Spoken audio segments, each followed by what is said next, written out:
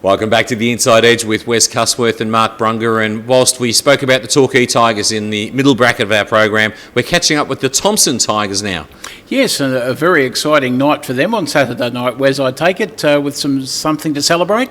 Yeah, absolutely. It's really good. I think they've probably struggled for a lot of success in recent times, Thomson, but it hasn't diminished the level of enthusiasm for the game. They've got some great people, some great families that are long-time Thomson people involved in that club, and Dale Menzies is right at the forefront there, but as president, I dare say he would have been a very, very happy man given their fortunes against Corio last weekend.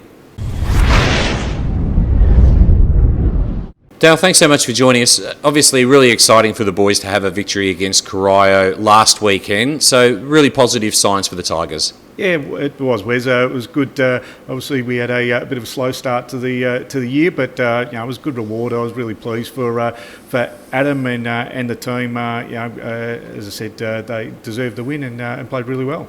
And it's a real sense of the fact that you compete with the better sides in the competition, because Corio were in the top four at that particular point, and you do enjoy the challenge, I suppose, of coming against those better sides. Yeah, absolutely. Over the last few encounters, Corio had our measure pretty comfortably. So, it was we knew it was going to be a tough game, and the guys did a great job, and we feel that we can compete with all the teams, and it's pretty even competition at the moment. So it was good to have that win.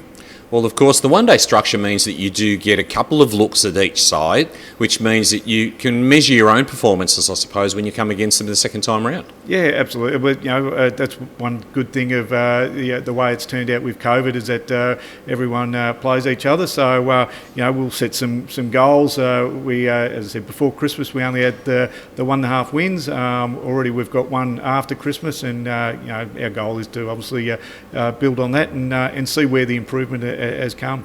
And of course, this season you attracted Jaden Hicks back to the Thomson Tigers colours. Obviously, a great acquisition, playing alongside his brother Gavin. Yeah, Jaden's a really quality player in person, so it was great to have him back, and Gavin's been fantastic to the group. They're both very different sort of players. Gavin opens the batting and hits the ball very hard, and Jaden, he's fantastic with the bat.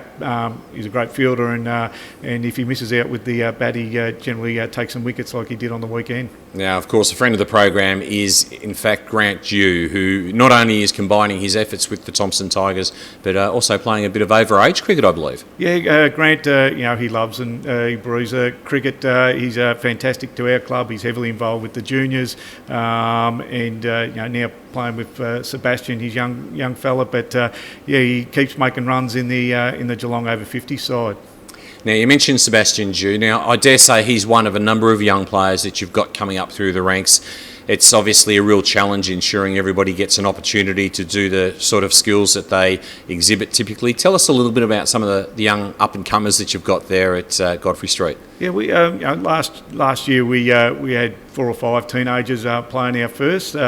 This year we've already had a couple. Will Burke has opened the batting for us, and he's 17. And we also had Darcy O'Brien, who's a leg spinner, play a few games. It is a bit of a challenge with the one-day cricket to make sure you give them a go and bring them along. So some of them have sort of come between the first and seconds, but we're really optimistic that all our young players can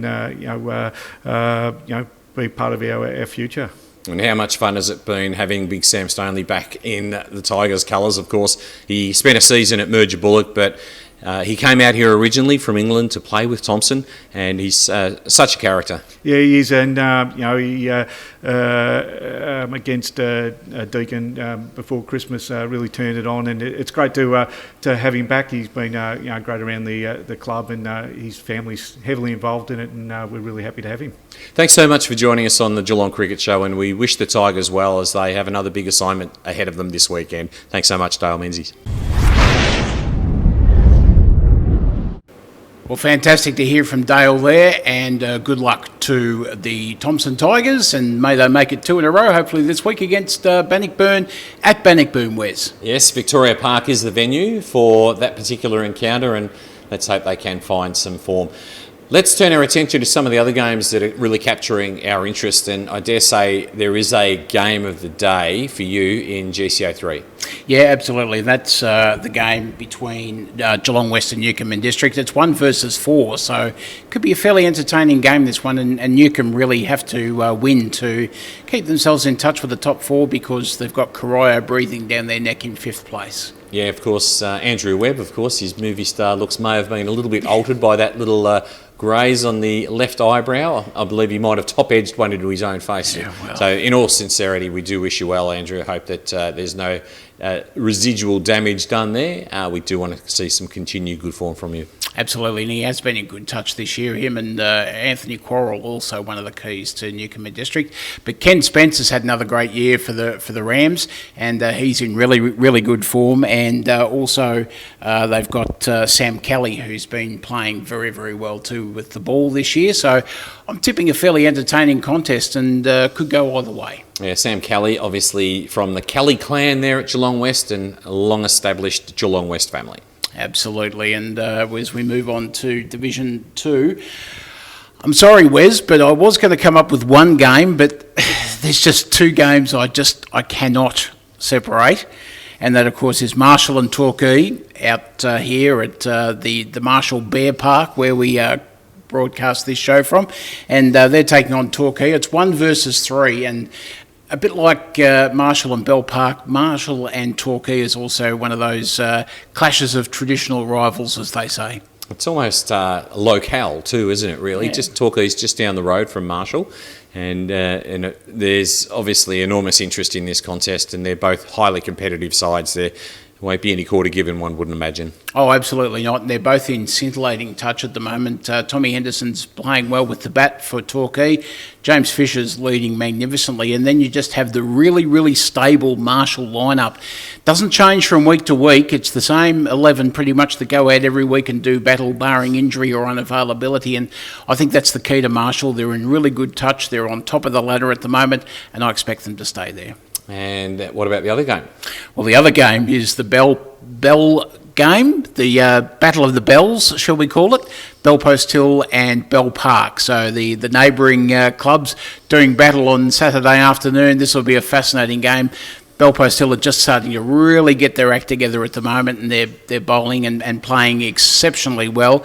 Reece Burke is playing magnificently this season, and with the ball they've got Ben Muir and the Horan boys who are bowling very well too.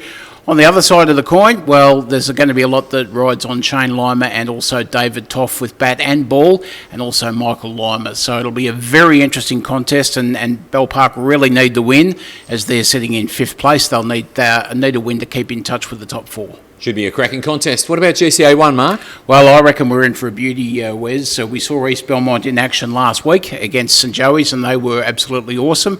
And this week they take on South Barwon. And after the heroics of last week, with young Hornet doing such a great job with the veteran Clinton Peake, there's a lot of class in their batting lineup, and I reckon we're in for a pretty entertaining game again on Saturday afternoon. We were watching that game unfold online as we were also commentating the live stream clash at St Joseph's, and we saw the 2 Hornets, old Hornet, young Hornet, batting together, and you can just imagine when Brad had gone out that Harry might have been standing at the other end and saying, "Dad, you've just let us down again." But Harry led the team over the line, 80, which was absolutely fantastic. I was just glad Harry didn't run his old man out.